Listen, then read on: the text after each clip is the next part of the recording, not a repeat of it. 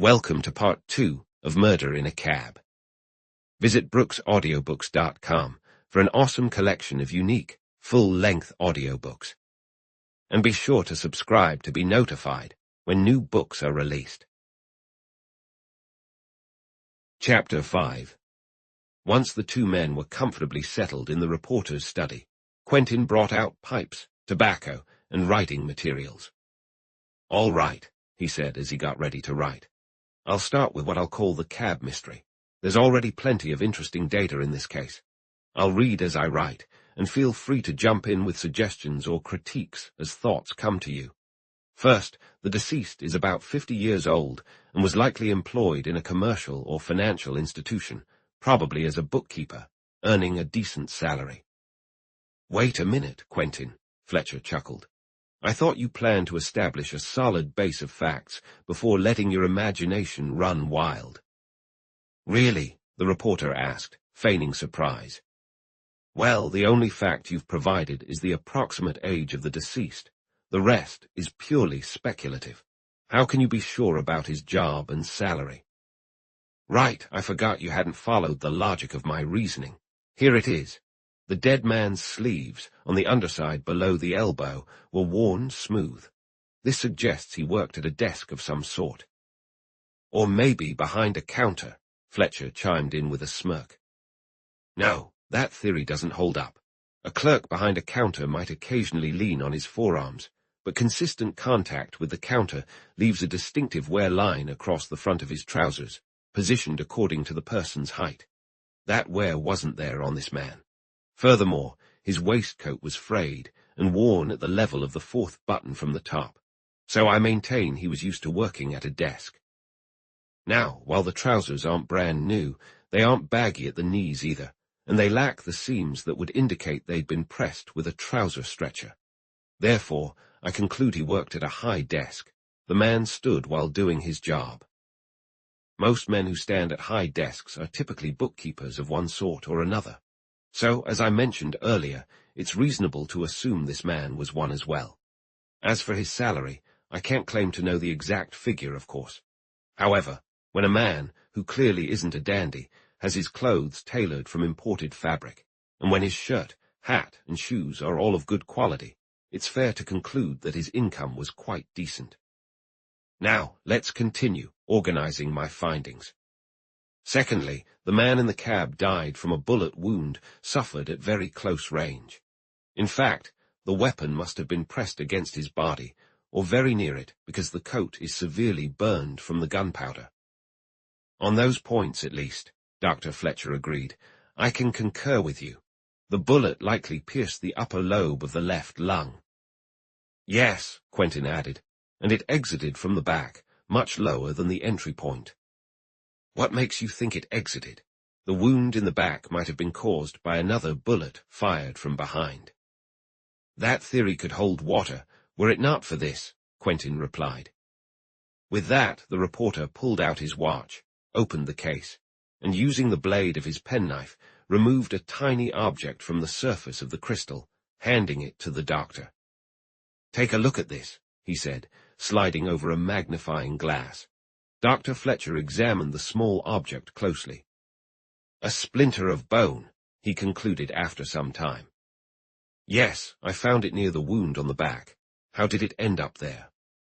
"You're right," the physician acknowledged. "It must have come from within, chipped off a rib and carried out by the bullet that entered from the front. I think we can agree on that. The bullet did not appear to change its path upon striking the rib, as I have determined by carefully probing both wounds with my pencil.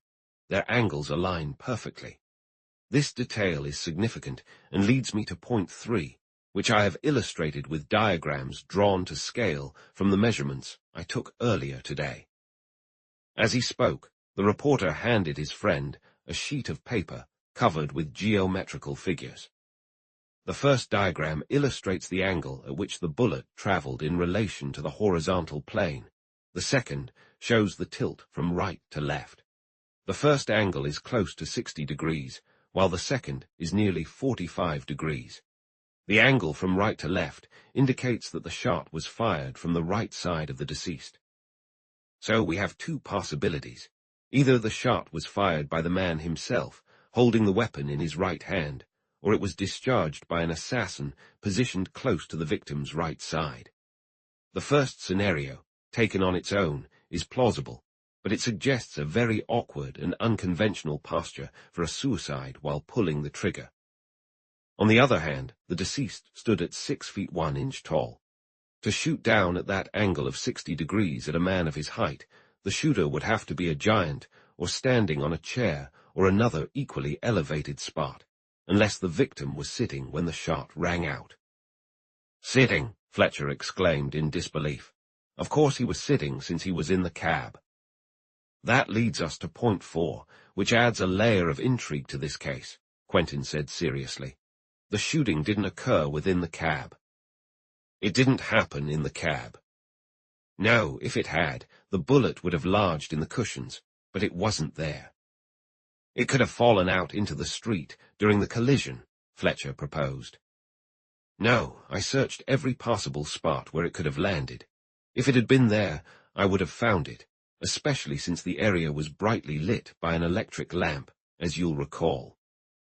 The physician thought quietly for a few moments. "With all due respect to your keen observations and the logic of your conclusions, Quentin," he stated firmly at last, "I am certain the man died while seated. His limbs stiffened in that position." "True," Quentin agreed, "and I'll concede that he took his last breath in the cab. During his death throes, he grasped the curtain of the cab window, a piece of which remained in his hand at the end. I only said he wasn't shot in the cab." "Then how did he end up there?" the physician asked. "Your question comes a bit early, my dear friend," Quentin replied with a smile. "For now, it must remain unanswered. All we have confirmed so far is that he did indeed end up there. Given the circumstances, he must have had help. With his injuries, there's no way he could have climbed into the cab on his own." "Absolutely," Fletcher agreed. "Now, point 5, Quentin continued. "The right arm was broken just above the wrist." "Yes," the doctor replied. "I initially thought the arm was broken in the collision with the cable car. However, the discoloration indicates that the fracture happened before he died." "Exactly. It's possible he broke his arm when he fell after being shot, but the bruising looks more like it came from a serious blow with a blunt object." "That might be the case," Fletcher conceded. "This broken arm could be crucial for our timeline of events," Quentin pondered. "If the break happened before he was shot, it rules out suicide, but it also complicates the theory of murder." "How so?" "Because as we established, the shot was fired from the right side of the victim and very close to him. If he didn't fire the shot himself, then the person who did must have reached over his right arm. Unless he was asleep or incapacitated, wouldn't he have instinctively raised his arm to defend himself, possibly altering the trajectory of the shot?" "Clearly. Speculating on that isn't useful right now. Let's move on to point 6. Remember how I drew your attention to the cab driver? Do you still think he was just drunk?" "No," Fletcher replied. "While he definitely had been drinking heavily, he also exhibited signs of narcotic poisoning." "Then it seems likely he was drugged by someone who wanted to get the injured man into his cab. I studied him closely, and I believe he knows as little about his deceased passenger as we do. He probably knows less about him than the young man in the sealskin cap who managed to slip away from the police during the chaos that followed the cab overturning." Quentin paused for a moment. "I believe this sums up all the evidence we've gathered so far in the cab mystery.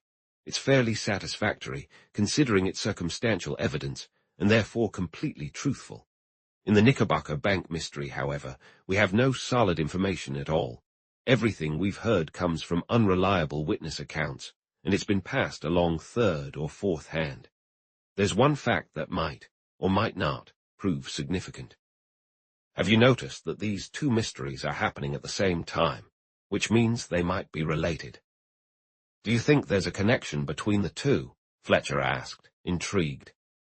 "I'm not ready to entertain that thought just yet," Quentin replied. I merely recognized that, in terms of timing, the cab mystery could be a sequel to the Knickerbocker Bank mystery. That's all. Facts, my dear boy, are like words. A word is merely a collection of letters without meaning until context gives it significance. Similarly, a fact that seems meaningless on its own may reveal deep importance when connected with other facts. And now, he continued after a brief pause, I believe our work is finished for the time being. I can set it aside for the night. Would you care for a glass of sherry? We had quite a pleasant evening at Reynard's tonight. I have a great admiration for him as an artist and a genuine fondness for him as a person. Most of his friends are unfamiliar to me, though. You know, I seldom have time for social distractions. Speaking of which, who is that Dr. Trumbo with whom I made this bet? Oh, he's a physician, though he's now retired from practice. He dedicates himself completely to scientific research, particularly in chemistry. He's made some significant discoveries in organic chemistry, and people say he has managed to prove that some of the so-called basic metals are actually compounds. He has quite a prestigious reputation in the scientific community. I hear he's an extraordinary man. That much is clear. He demonstrated tonight that he is a sharp thinker and a captivating speaker. I would say he's a bit of a genius, and I would also guess that he possesses remarkable courage, capable of performing truly heroic deeds, or— Quentin paused. Or what? Fletcher prompted.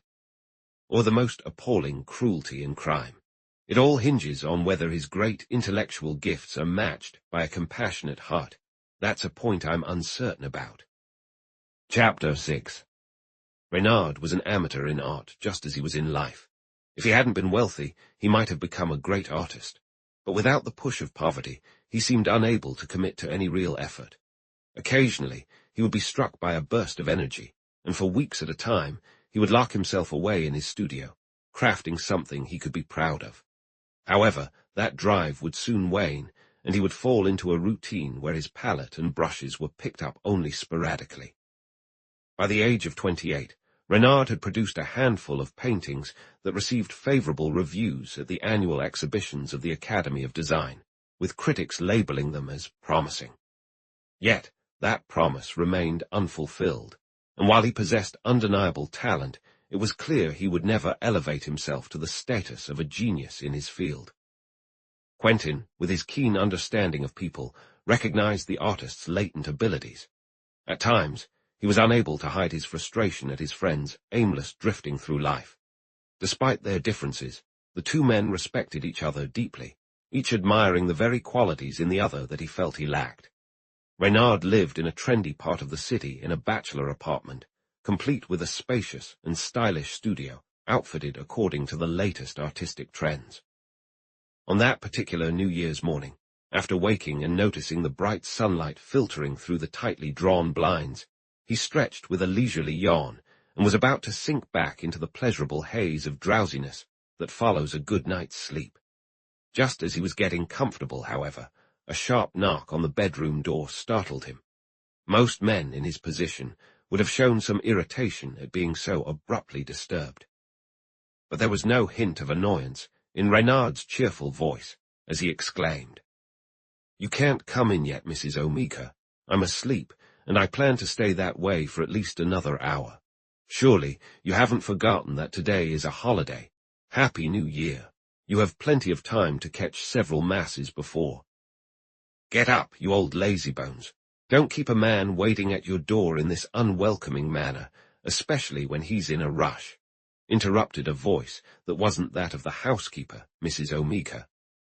"Oh, is that you, Quentin?" laughed the artist. "Aren't you ashamed of yourself for waking honest men at such an early hour? Just give me a moment to throw on my best attire so I can properly welcome you in the style befitting your station." A couple of minutes later, the artist, clad in a loose oriental robe and fez, opened the door to his friend, Ralph Quentin. "Come in, my friend," he said, warmly shaking the reporter's hand. "You're always welcome at any time of day or night. What brings you here? I trust this isn't a visit related to your digestion."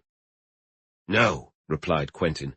"I just came by to let you know that I won't be able to join you for our bike ride this afternoon. I'll likely be tied up with the Knickerbocker bank case all day. Although, if you'd like to accompany me to the bank, I'd appreciate the company. I'm headed there now. I'd love to, but I have an appointment this morning with a sitter, Reynard said. What, on New Year's Day, you cad? Quentin studied the artist closely and then added with a smirk, "Accept my congratulations, old friend." My congratulations, Reynard asked, his cheeks flushing slightly. Yes, my congratulations and my condolences. Congratulations on your companion being young and beautiful, with all the qualities of mind and heart that one could hope for, and so forth. My condolences, for it seems you have finally fallen for her. What do you mean? The artist stammered, his face flushing with embarrassment. Do you know her? What do you know about her? Not a thing, Quentin replied with a laugh, except what I glean from your hesitations, your reluctance, and your confusion. After a thoughtful pause, the artist spoke. Your conclusions are, to put it mildly, hasty. My model is indeed a young woman, that much is certain, and I have no doubt she possesses all the charming qualities you jest about. However, my interest in her is strictly that of an artist captivated by a beautiful woman. At any rate, he added, after a moment's hesitation, I hope that's all it is. I've heard she's all but promised to another man. The reporter's keen perception caught a hint of genuine sadness in his friend's voice, a feeling the artist himself might not have recognized. Placing a hand gently on Reynard's shoulder, he said solemnly, I hope so too, my friend, because you're one of those foolish men who could be deeply affected by a painful love affair. I suppose it's pointless to lecture you, such is the pity, but in my humble opinion, no woman's love is worth sacrificing a good man's life. Yes, I'm well aware of your views, you old cynic, Reynard replied with a hint of playful defiance, but there's no need for concern on my behalf, not yet at least. I'm safe for now. The portrait is nearly complete, and it would be foolish to walk into such trouble with my eyes wide open. Humph, Quentin said skeptically. When a guy makes a fool of himself for a woman, it hardly matters whether his eyes are open or shut. The outcome is the same. Reynard chuckled, a bit uneasy, and then, to shift the topic, he said, Come and see the painting. I'd really like your thoughts on it. The reporter checked his watch. I'll need to come back another time for that, he replied. I have to rush off now to meet Mr. Sullivan.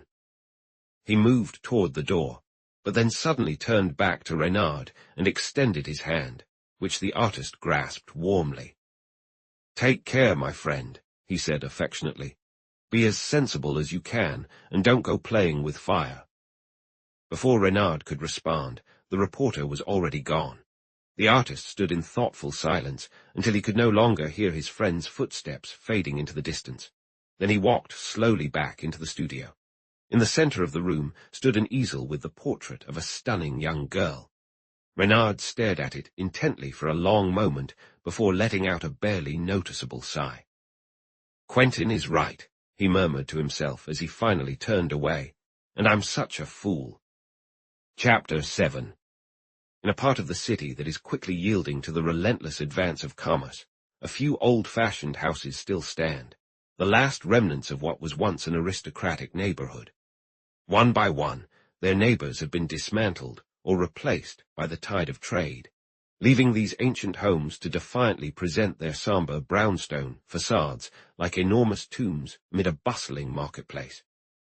One such house is set back from the street, sacrificing the typical backyard of a New York home for a small garden, enclosed by a tall, spiked iron fence, behind which a hedge of arborvitae grows. This fence protects against the relentless antics of city children, while the hedge offers the occupants a bit of privacy from the curious eyes of passers-by. Having been tied up in a never-ending lawsuit, this property had stood empty for many years, leading some neighbors to believe it was haunted, until at last it was purchased by Dr. Trumbo, a wealthy widower with a single daughter. For several months, masons and carpenters worked on the house, and then, one day, the new tenants moved in. The Murdochs lived quietly yet luxuriously, as people familiar with wealth often do. They had their horses and carriages, homes in Lenox and Newport, and a yacht. Their social circle was expansive, including not only the fashionable elite, but also a community of scientists, writers, and artists. Dr. Trumbo was a chemist known nationally, a member of various scientific organizations, and a man of great intellect and broad culture. This particular New Year's morning, Dr. Trumbo sat in his study, seemingly engrossed in the daily newspapers stacked on his table. His job could more accurately be described as skimming through the daily papers. He quickly scanned each journal, and only a few sections seemed to capture his interest. There was no sense of urgency in the doctor's movements. Every action was carried out with the calm and purpose of a man unconcerned with the passage of time. Yet his approach was systematic, avoiding any unnecessary delays, and allowing him to finish each task swiftly. Before long, the stack of newspapers was cleared away, and the doctor, lighting a fine cigar, leaned back in his cozy armchair and calmly exhaled puffs of fragrant smoke toward the ceiling. He appeared content with both the world and himself, this calm, unflappable man. However, a keen observer might have detected a faint furrow between his brows, which could perhaps signify the normal mental engagement of an average person. But in someone as reserved as Dr. Trumbo, it might also suggest a deeper annoyance or displeasure.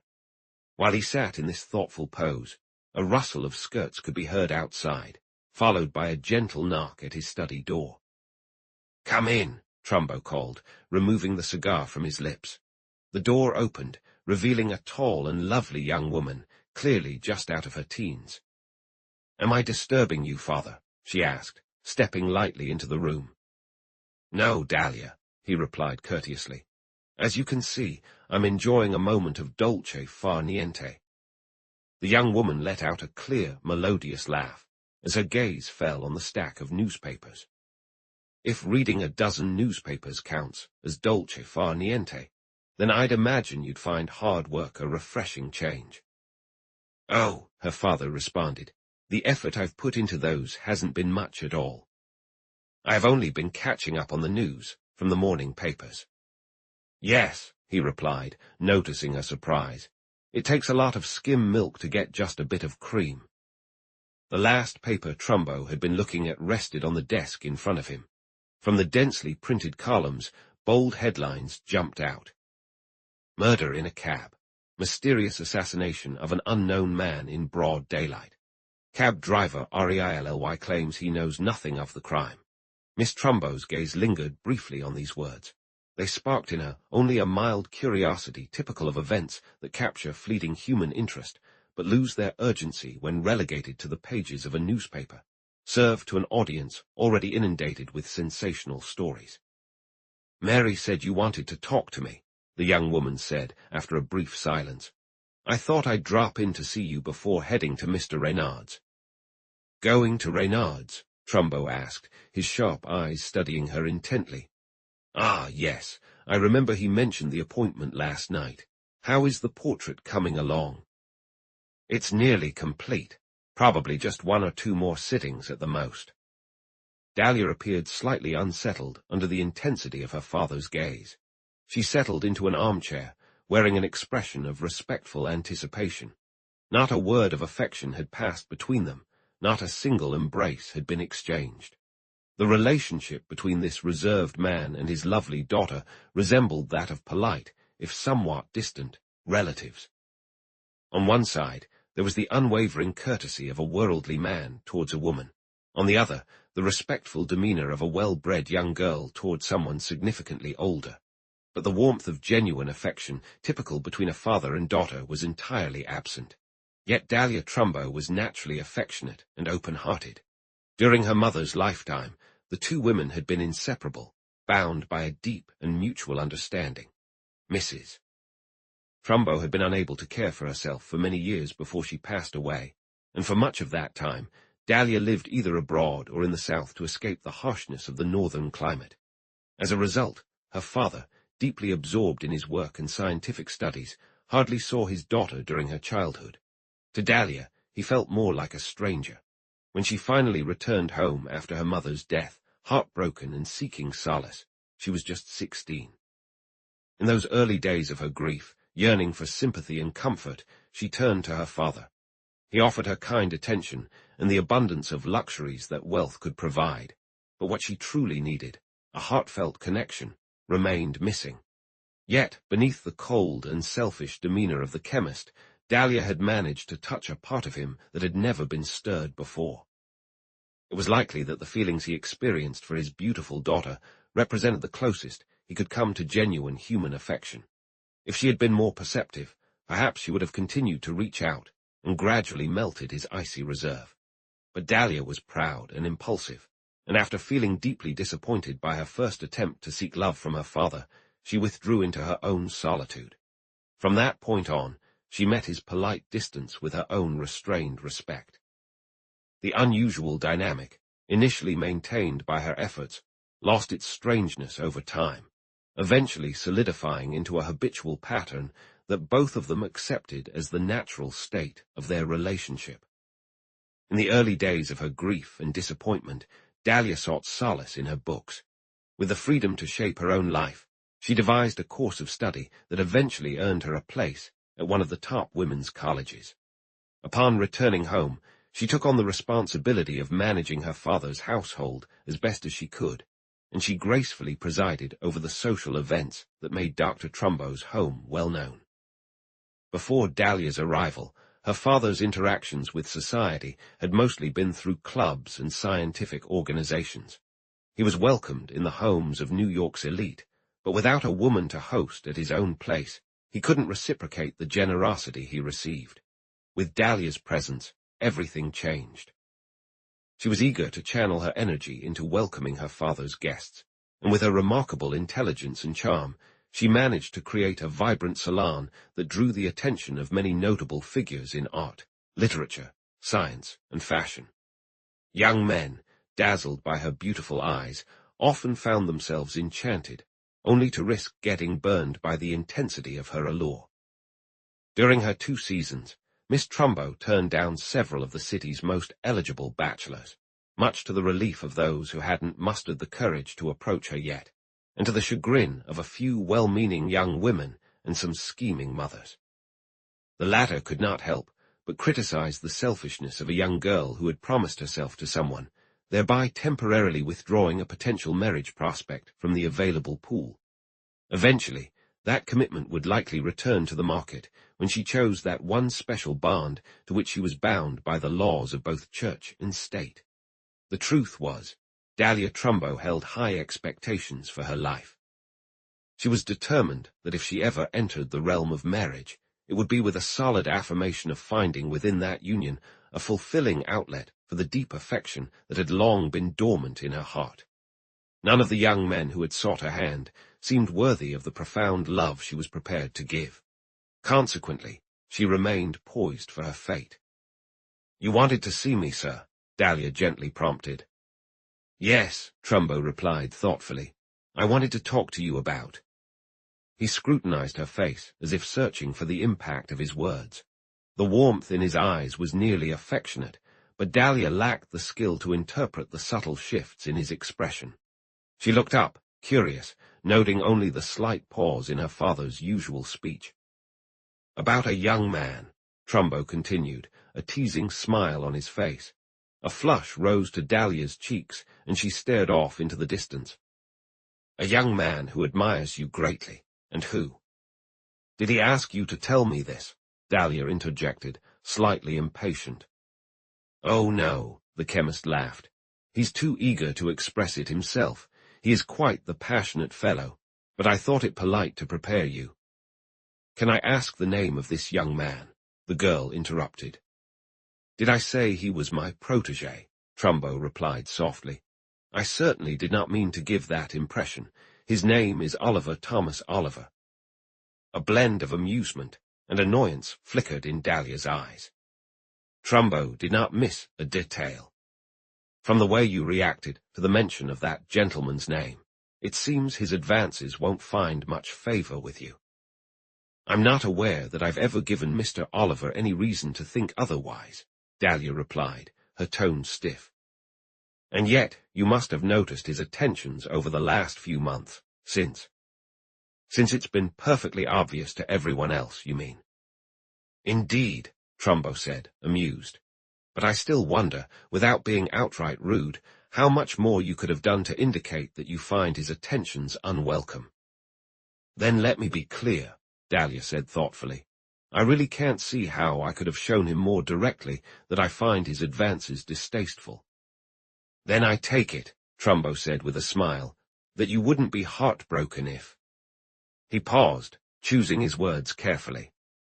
If he decided to travel abroad on a long journey, without putting you in the position of having to decline his proposal. On the contrary, Father, Dahlia admitted, I would be incredibly grateful if we could achieve that outcome without unnecessary rudeness or cruelty toward Mr. Oliver. Very well, Dahlia. That's all I needed to discuss with you. Dahlia studied her father with curiosity, trying to decipher the intentions hidden behind his inscrutable gaze. But all she discerned was a polite dismissal in his calm demeanor, bringing their conversation to a close, just as it had begun, with formal courtesy on both sides. Chapter 8. Reynard sat before his easel, arranging his palette for the morning's work. The unfinished portrait of Dahlia Trumbo gazed down at him with eyes full of life and beauty. Occasionally, the artist would add a careful touch to the vibrant canvas before stepping back to assess the effect with a critical eye. He would nervously check his watch, then approach the window, glancing up and down the street with anticipation. A rumble of wheels would make him look up hopefully, only for that hope to fade into disappointment as the sound faded into the distance. After a time, despair settled in fully. He dropped his brushes, abandoned any pretense of working, and sank into a deep reverie. His gaze, fixed on the portrait, mirrored a storm of emotions, far beyond the usual frustration of an artist waiting for a muse. He became so lost in his troubled thoughts that he didn't notice when a carriage eventually pulled up outside. But then a soft knock at the studio door jolted him from his contemplation. He sprang to his feet, as if jolted by electricity. In an instant, his furrowed brow smoothed, his frown turned into a smile, and the troubled look in his eyes transformed into one of joyful anticipation. She had finally arrived. There she stood, with her laughing brown eyes and glowing cheeks, as Reynard swung open the door. Yet, predictably, she was accompanied by her maid. Still, it scarcely mattered. Her presence alone was enough. Just to bask in the warmth of her smile, to peer into the enchanting depths of those captivating eyes, and to hear the sweet melody of her voice, was a balm to his soul. I fear I'm a bit late, Mr. Reynard, I'm so sorry to have kept you waiting, but you see, this is how it was. What did it matter to him now how it was? She was right there. An eternity of tension and misery could have vanished with that one captivating fact. Her words sounded in his ears like a beautiful melody. He absorbed them, hardly aware of their meaning. Dahlia Trumbo, accompanied by her maid, went straight to the dressing room designated for the artist's models. When she returned, ready for the sitting, she took on the pose Reynard suggested for the portrait while he carefully arranged her draperies and adjusted the shades and screens. The maid stayed behind in the dressing room. So, these are definitely the final touches, are they, Mr. Reynard? The young woman asked playfully after a few moments. You artists seem as unsure about your goodbyes as famous actresses or singers. The artist looked up sharply at her words. A look of pain crossed his face. Yes, Miss Trumbo, he replied seriously. I won't need to trouble you to pose again. Miss Trumbo noticed the sorrowful tone in his voice. She glanced at him from the corner of her eye, intrigued by his mood. Reynard fell into a quiet brooding. For a while he worked feverishly on the portrait, and then, gradually losing himself in melancholic thought, he sat with his brush poised, staring intently at the beautiful girl before him. His task forgotten, he seemed unaware he was taking advantage of his position to gaze at her. Dahlia felt the intensity of his gaze and grew flustered. But like any woman, she managed to hold herself together and casually made some small talk that broke the spell and snapped the artist back to reality, his rudeness suddenly apparent to him. He responded to her question in a low, altered voice, and then fell back into a gloomy silence. After a brief, uncomfortable silence, he suddenly asked, Are you really that glad, Miss Trumbo, that our sessions are almost finished? Not at all, Mr. Renard, Dahlia replied. I didn't mean it that way. Naturally, I'll be pleased when the portrait is done, as I look forward to having it at home and showing it to my friends. But I would be quite ungrateful if I resented the little time and effort this has required of me, especially when yours has been so generously given. These sessions have brought me so much joy, Renard continued thoughtfully, that I've selfishly ignored the fact that they've likely been a nuisance for you. I fear I may have dragged this out longer than necessary. Really, Mr. Renard, I assure you it has been anything but tedious for me to pose. I know I will miss the lovely mornings I've spent here. They have been the happiest hours of my life, Renard said earnestly in a subdued voice, and now they're nearly gone forever. Dahlia flinched slightly, her cheeks flushing as she focused intently on her delicate white hands clasped in her lap. Her breaths came quicker, rising and falling. Why forever, Mr. Renard? She asked softly. Are you planning to leave New York? No, he replied quickly. It is you who are about to leave this studio, which for a short time has been brightened by your presence. Well, Dahlia interjected, since you're not leaving New York, I hope you'll keep visiting us. I suppose I will continue to come by on your reception days, if that's what you mean, Renard said somewhat gloomily. That, Dahlia laughed, is not quite in keeping with the courteous things you've been saying. I didn't intend to be rude, Miss Trumbo, but visiting on your reception day means visiting your guests. On such occasions, I hardly catch even a glimpse of you, let alone have a chance to speak. We're always happy to see our friends outside of our reception days, she replied, her tone warm. Do you really mean it? Asked the artist with eagerness. Can I come by sometimes when it's not crowded? We'd be delighted to have you visit any time, Mr. Renard. Renard noted a subtle emphasis on the pronoun. But what I really want is to see you, Miss Trumbo.